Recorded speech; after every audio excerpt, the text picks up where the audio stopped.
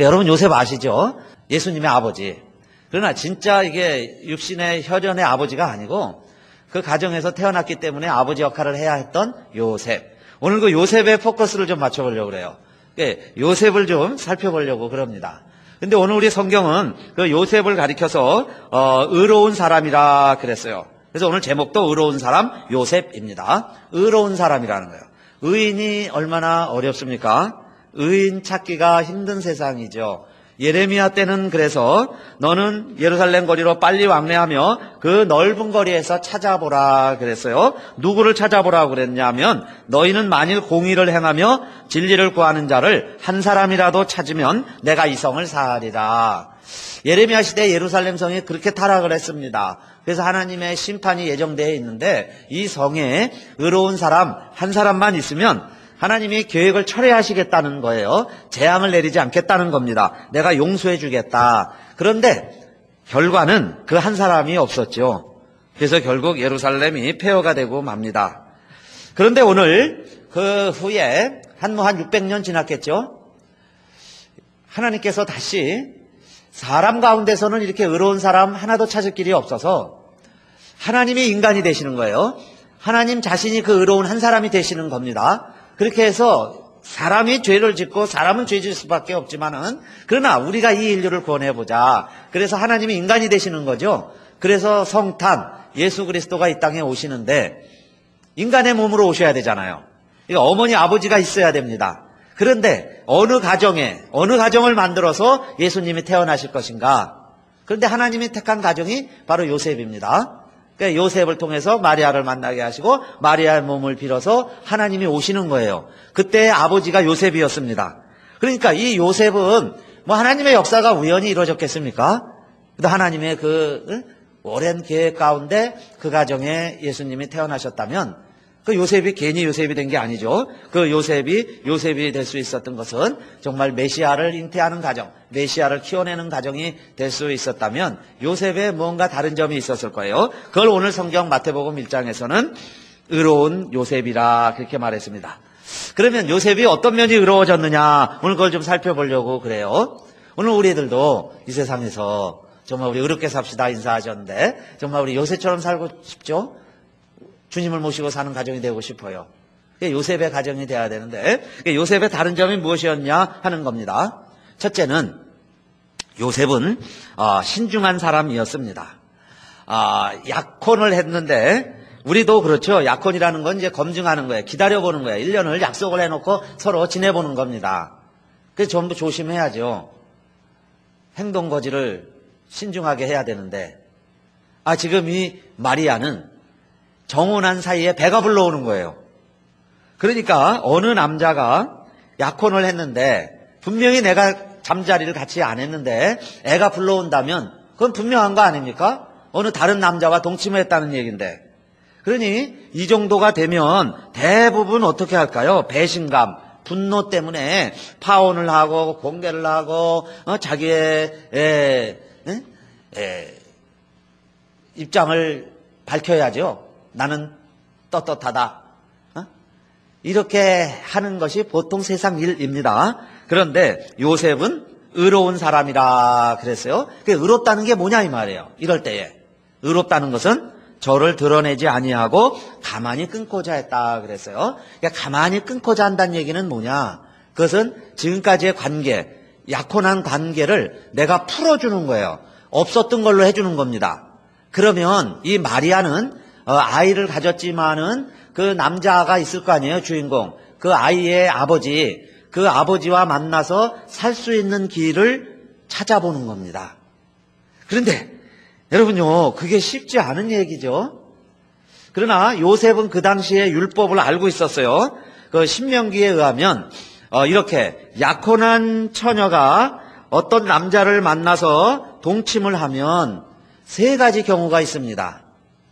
법대로도 3가지로 해야 돼요. 첫째는 성읍 안에서, 동네에서 많은 사람들이 알 수 있는 데서 동침을 하다가 적발이 됐습니다. 그러면요, 둘 다 끌어내서 돌로 쳐서 죽이라 그랬어요. 왜냐하면 여자도 책임이 있어요. 소리 지르면 누가 와서 도와줬을 텐데 그 다 아는 다 주변에 사람들이 있는데도 그 동침을 했으면 그 여자도 같이 책임이 있는 거예요. 그래서 둘 다 죽여라 그랬고, 만약에 사람이 없는 한적한 곳에서 아무리 소리 질러도 도와줄 수 없는 곳에서 만약에 이렇게 동침을 하다가 적발이 돼서 끌려왔다면 그때는 남자만 쳐 죽여라 그랬어요. 여자는 피해자일 수도 있으니까. 그런데 세 번째 경우죠. 만약에 이 처녀가 약혼을 한 상태가 아니에요.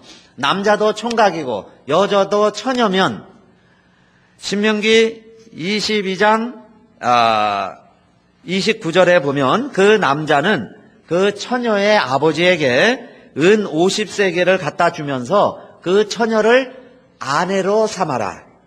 아내로 데리고 살아라 그 이야기예요. 자, 그러면 지금 이 요셉이 그 아기와 그 약혼했던 마리아를 위해서 뭔가 율법적으로 살 궁리를 생각하는 거죠. 그게 뭐냐면, 그러면 지금 내가 빠져주는 거예요. 내가 약혼자로서 포기하는 겁니다. 그리고 그 대신에 누군지는 모르지만 그 남자가 돈 50세겔을 준비해서 마리아의 아버지에게 가서 이 여자를 자기의 아내로 달라고 그러면 데리고 가서 살 수 있어요. 그러면 아기 낳고 살아라 그 이야기죠. 그러면 아기의 생명도 건질 수 있고 마리아의 생명도 건질 수 있으니까. 요셉이요 얼마나 신중한 사람입니까? 그래서 가만히 그냥 아무도 모르게, 아는 사람은 알겠지만 할 수 없고, 그 다음에 많은 사람들 앞에서는 그냥 모르게 내가 혼자 참으면 되니까 그렇게 해서 조용히 끊고자 하려고 했다 그랬어요. 그러니까 일단은 여러분, 첫 번째 의로운 사람의 길은 섣부른 행동을 삼가는 겁니다. 뭐 열불날 일이 왜 없겠습니까? 정말 여러분요, 산이 무너지는 것 같은 절망감 느끼지 않을 때가 없으면 좋겠어요. 그러나 그런 일들이 살아가다 보면 있지요. 약혼한 사람이 임신했다는 소식을 듣는 것처럼 여러분요, 청천벽력 같은 그런 경험들 할 때가 있습니다. 그럴 때 우리는 어떻게 해야 되느냐 그 이야기예요. 일단은 절망할 필요가 없습니다. 오늘 제가 받은 글 중에 그래서 좀 저도 감동이 돼서 우리 목회 칼럼에도 그대로 이렇게 카피해 놨어요. 여러분요, 절망할 일이 생기면 그렇게 하라 그랬어요. 절망하지 말아라. 지구는 둥글어서요, 지구에 끝이 없어요. 세상에 끝이 없습니다. 그러나 절망하면 그 자리가 지구의 끝이라는 거예요. 그 사람들이요, 인생의 끝이라고 생각하죠. 포기합니다. 그러니까 절대로 절망하지 말아라. 그런데 도저히 열불나서 견딜 수가 없는데 어떡합니까? 그러면요, 다 잊어버리고 뭘 하라 그랬어요? 잠자라. 그냥 자버려라. 그런데 잠이라는 게 참 신기합니다. 싹 잊어버리고요, 잠들 수 있으면, 편안히 잠들었다면 그건 하나님 응답이에요. 그 다음날 아침 되면요, 새로운 일이 펼쳐져 있어요. 할렐루야. 그냥 잠들어버리면 밤새 하나님이 일하신다 그 말이에요. 사랑하시는 자에게는 하나님이 뭘 주실까요? 잠을 주시는 거예요. 그러니까 다 잊어버리고 자는 거예요. 그건 하나님께 맡겨드리는 거예요. 그래서요, 그 순간에 뭐 전화 걸고요, 따지고 이러다 보면은 그게 상처가 되는 거예요. 회복이 안 돼요. 그래서 첫 번째 있는 게 그거죠. 주부들 뭐 하다가요, 프라이팬에 뭘 잔뜩 묻혀있고 태워있으면 그거 칼로 긁어내고 주걱으로 긁어내면 우리는 그렇게 하죠. 프라이팬 다 망가뜨리는 거예요. 그거 억지로 긁어내지 말고 보통 어떻게 해요? 우리 교회에서도 보니까요, 큰 밥솥에 막 밥풀이 묻어있으면 그거 긁어내려면 힘드니까 그냥 물 담가놓고 기다리시더라고. 그럼 누군가가 다음 사람이 좀 몇 시간 지나서 긁어내면 좀 쉬워요. 근데 그거 긁어내려고요, 밥솥 다 망가뜨릴 거예요. 남자들 하라고 그러면 그냥 물 담가놓고 기다리면 다 불어요. 그럼 그 다음에 닦기가 좀 쉽지요. 그게 뭐예요? 시간을 두라는 겁니다. 그날 밤에요, 뭐 한다고 그러다가요, 사실 어떤 결과가 오냐면 내가 경험한 사실보다는 그건 아무것도 아닌데 그걸요, 섣부르게 대응을 해가지고 그 결과, 그 상처가 더 크게 만드는 거예요. 그냥 잡버리면 아무것도 아닌데, 그죠? 하룻밤 지나고 나면 다 해결이 될 수 있었을 텐데. 근데 그 지혜가 누구의 지혜냐? 요셉의 지혜예요. 그래서 자, 그 소식을 들었으니 어마어마하죠. 그러면요, 뭐 또 처갓집 찾아가고, 뭐 마리아 만나고, 뭐 사생결단하고, 너 나하고 한번 해보자, 뭐 별의별 수단 뭐 들고 가고, 뭐 그런 난리를 쳤을 텐데 요셉은 뭐 했을까요? 뭐 하라고 그랬어요? 그냥 잠자라고 그랬잖아요. 혼자 잠자는 겁니다. 잠자버렸어요. 그랬더니 꿈에 주의 사자가 현몽하여 가로되 그런 거예요. 현몽이라는 건 뭐예요? 꿈에 나타난 거예요. 잠을 자야 꿈을 꾸죠. 잠을 자버렸어요. 그랬더니 들려오는 소리가 뭐냐면 다윗의 자손 요셉아 내 아내 마리아 데려오기를 무서워 말라. 저에게 잉태된 자는 성령으로 된 것이다.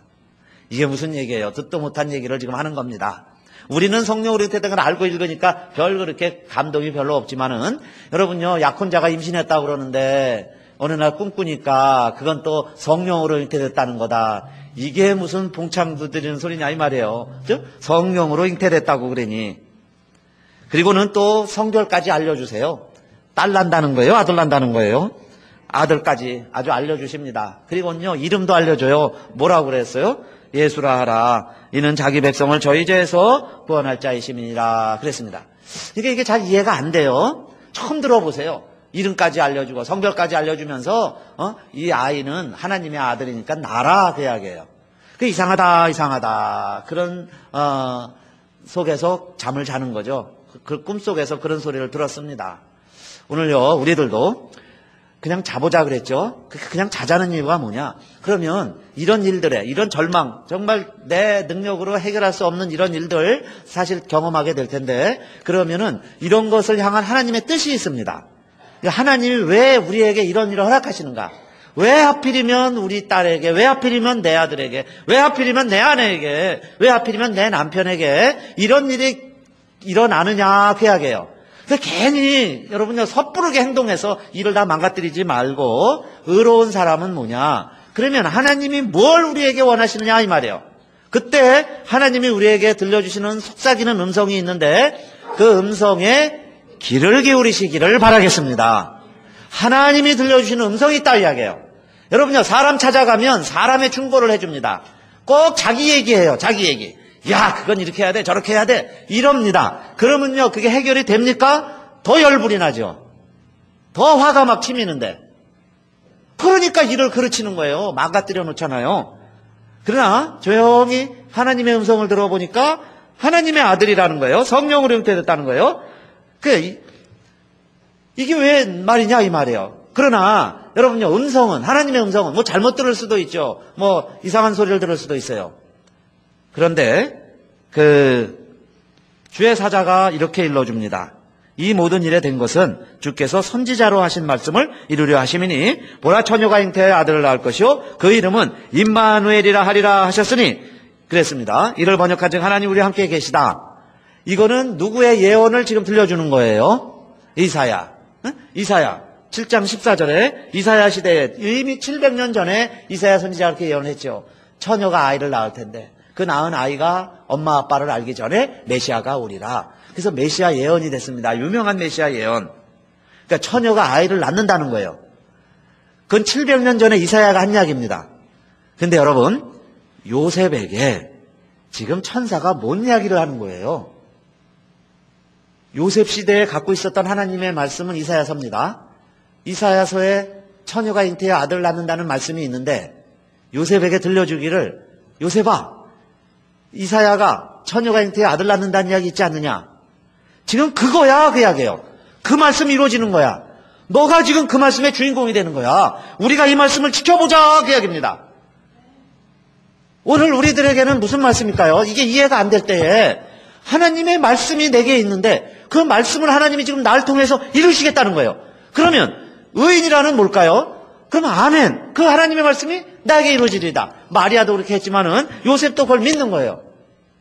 이 믿는다는 게 이게 뭡니까? 어마어마한 수치와 어마어마한 불리익과 내 머리와 내 생각으로 이해가 안 돼. 내 감정으로는 소화가 안 되지만은 우리가 지금 이 하나님의 말씀을 이루고 있는 것이다. 그러니까 너 요셉아 네가 해보지 않겠느냐 그 이야기예요. 그래서요 요셉이 그 일을 감당을 합니다.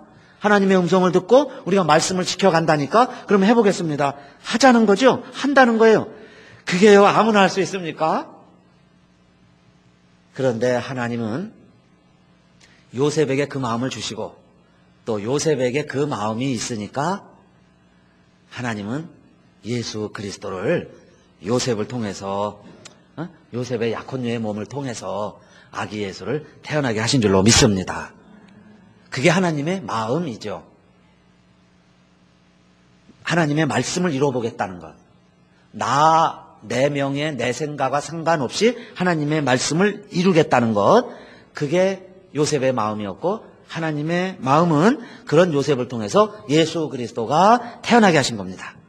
우리가 한 주간 동안 호세아서를 읽었어요. 호세아를 읽으면서요. 호세아하고 요셉하고 저는 막 오버랩이 됐습니다. 호세아가 요셉이었어요. 요셉이 호세의 마음이었고 그것은 북왕국에서 활동하던 호세아 이스라엘이 타락했습니다. 하나님 다 잃어버렸어요. 어떻게 이스라엘이 하나님을 잊을 수 있을까요? 그런데 이스라엘이 하나님을 잊어버린 거예요. 그것은 마치 내가 사랑하는 남자가 있는데 그 남자하고 같이 안 살고요. 자꾸 다른 남자 찾아가는 거예요. 그게 호세아의 아내 고멜이었습니다. 고멜이 아이 셋을 낳았는데 다 호세아의 아이들이 아니에요. 다 남의 아이입니다. 그런데 하나님은 호세아에게 호세아야 고멜을 아내로 데려와라. 그건 너 아이들이다. 내가 데려다 키워라 그러는 거예요. 그래서 호세아가 데려다 키웁니다. 그런데 호세아에 보니까 호세아 3장 1절 여호와께서 내게 이르시되 이스라엘 자손이 다른 신을 섬기고 건포도 떡을 즐길지라도 여호와가 저희를 사랑하나니 그랬어요. 이것은 이스라엘의 모습이다 그 이야기예요. 호세아 말고 다른 남자를 사랑해도 호세아야 너는 고멜을 사랑해라. 그 이야기는 뭐냐면 이스라엘이 하나님을 저버리고 다른 신을 섬길지라도 나는 이스라엘을 사랑한다 그 고백이에요. 하나님의 고백, 하나님의 마음. 나는 이스라엘을 사랑하는데 이스라엘을 왜 자꾸 다른 신을 섬기느냐. 내가 이스라엘을 축복해서 그 포도나무에 포도가 무성케 만드니까 이스라엘은 포도가 무성하면 무성할수록 다른 주상을 섬기니 이 이스라엘이 언제까지 이렇게 하려느냐. 그래도 나는 이스라엘을 사랑하노라 그 이야기예요. 이스라엘 나는 사랑한다. 그러니 호세아야 이제 내 마음을 조금 알겠느냐 그 이야기죠. 하나님의 마음을 내가 조금 이제 이해하겠구나. 그래서요 이 호세아가 하나님의 마음을 알고 우리도 하나님 100% 섬기지 못하잖아요. 오히려 하나님 10% 섬기면 다른 거 사랑하는 거 90%가 넘을 거예요. 1%에 99%도 더 될 거예요. 그래도 하나님은 나를 100%로 사랑해 준다는 거예요. 나 하나만 신부로 여겨주시고 그죠? 나 하나만 세상에서 제일 사랑해 주시는 분은 아직도 하나님이세요. 호세아가 그거를 알고서 어떻게 했어요?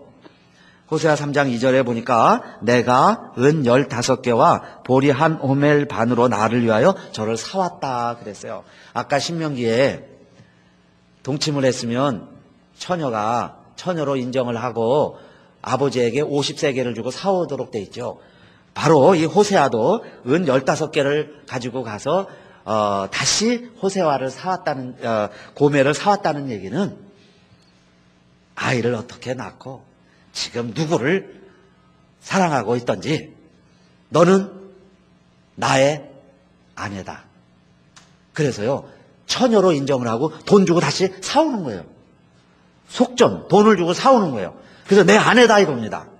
하나님은 오늘 우리들을 다른 신, 다른 곳, 다른 쾌락, 다른 남자 쫓아다니지만은 주님은요 나를 위해서 또 예수 그리스도를 속전으로 주시고 예수를 피 흘려 주시고 너는 내 아들이다 내 딸이다 내 사랑하는 자녀다 내 신부다 그 이야기예요. 그렇게 나를 사랑해 주셨다 그 이야기죠.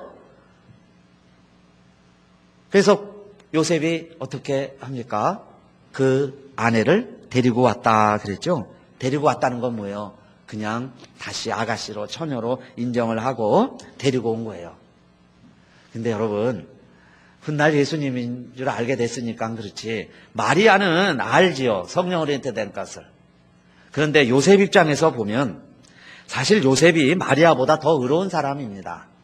의심하려면 한량없이 의심할 수 있고 산통을 깨버리려면 다 깨버릴 수 있는 입장이 요셉이었는데 그를 아내로 다시 데리고 왔다 그랬어요. 그리고 더 놀라운 사실은 아들을 낳기까지 동침치 아니하더니 나음의 이름을 예수라 하니라. 말씀 그대로 예수라고까지 하고 동침하지 아니했다 그랬어요. 마리아를 지켜주는 거죠. 하나님의 일에 인간의 욕정이, 인간의 욕심이, 인간의 생각이 방해하지 아니하는 유일한 사건, 동정녀 탄생 사건이 됐습니다. 그래서 캐토릭에서는요, 이걸 너무 과장해가지고 마리아는 끝까지 동정녀로 지냈다, 그렇게 믿으려고 그래요. 그렇게 믿고 싶어 합니다. 그러나 성경에 보면 후에는 동침을 하죠. 그래서 아이를 낳습니다. 예수님의 동생이 생기게 됐어요. 생선과 손님은 오래 있으면 냄새가 난다, 그런 말이 있습니다. 그러니까 좋은 것도 오래되면 냄새 나기 마련이에요. 요셉은 31년일 겁니다. 31년을 그 아들이지만은 사실 자기 아들이 아니죠. 하나님의 아들인데 30년을 키워내요. 근데 그 과정이라는 게 쉽지 않았을 겁니다. 태초 탄생부터 그랬죠.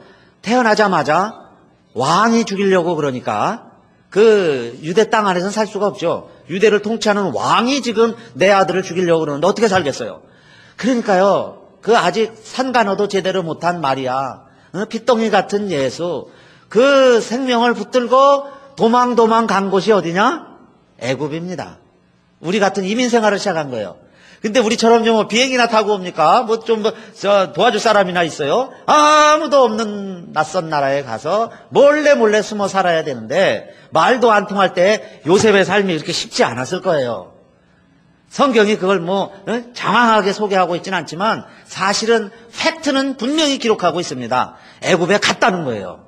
그건요, 이 요셉이 이 마리아와 요셉을 키워내려고 얼마나 밑바닥까지 내려가서 수고하고 애썼느냐 하는 걸 알 수 있죠.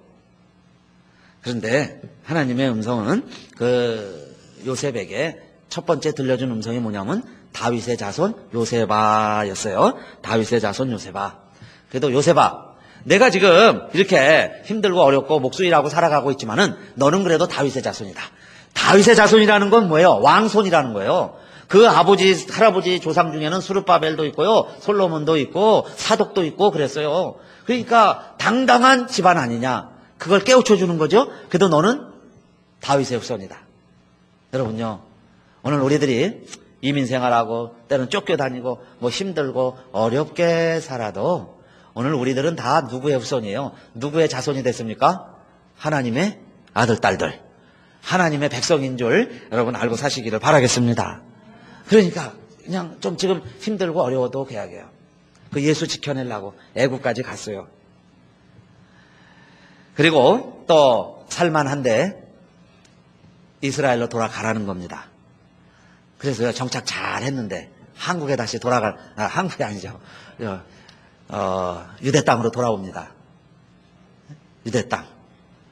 그래서 그곳에 또 살려고 그랬는데 자기 고향 원래 유대로 가야 되는데 거기는 아켈라오라고 헤롯 다음에 그 아들이요 더 포악해요. 그래서 나사렛으로 가는 거예요. 나사렛 사람이라 칭하게 되었다. 여러분요, 그게 믿음입니다.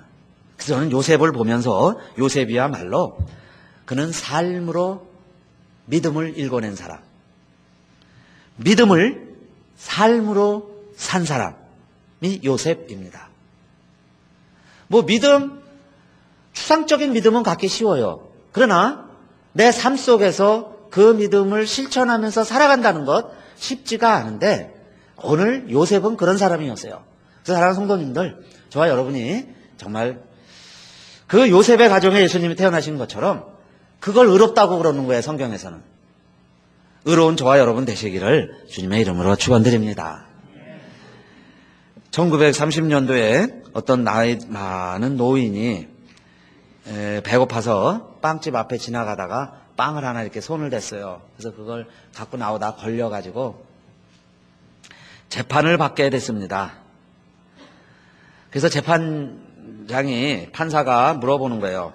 당신 전에도 이렇게 빵을 훔친 적이 있습니까? 제대로 대답도 못해요. 없습니다. 처음 걸린 거예요. 왜 이렇게 했습니까? 사실 사흘을 굶었는데 이 나이에 참 이 노인네가 빵을 보자마자 나도 모르게 손이 빵을 가서 이런 짓을 저질렀습니다. 근데 방청객이나 판사나 다 정황을 보니까 알아요. 알겠어요. 다 느낍니다. 너무 배고파서 그랬다는 걸 이해하겠어요. 근데 이제 판사 입장은 법도 집행해야 되고, 그죠? 또 국률한 사람 사정도 봐줘야 되고, 이게 참 어려운 입장이 또 판사일 겁니다. 그런데 이 판사는 이렇게 판결을 내렸어요. 아무리 사정이 딱할지라도 남의 것을 훔치는 것은 도적질입니다. 법은 평등하고 공정해야 됩니다. 그래서 판결을 내리겠습니다. 그리고요, 단호하게 벌금 10불, 그 벌금을 딱 선고했어요. 그런데 이 판사가 이렇게 덧붙였습니다. 내가 보니까 그런데 이 사람 10불도 없어서 빵을 훔쳐 먹었는데 10불 갚을 힘도 없습니다. 그러나 이 사람이 빵을 훔쳐 먹기까지는 사회의 책임도 있고 우리들의 책임도 있으니까 우리가 돈을 모아서 이 사람 벌금을 내줍시다.